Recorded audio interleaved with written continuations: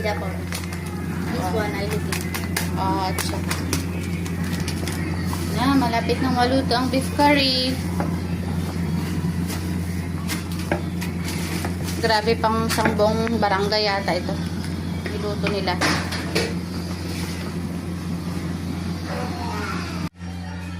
Ayan. Tutuin na natin yung baka.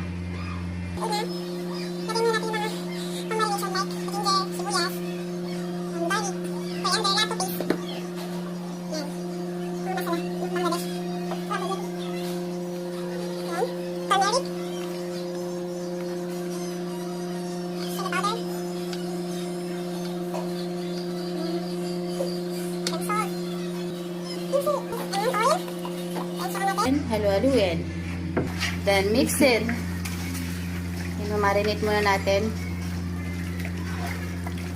Ang dami nito. Unlimited beef curry today. Now it's ready.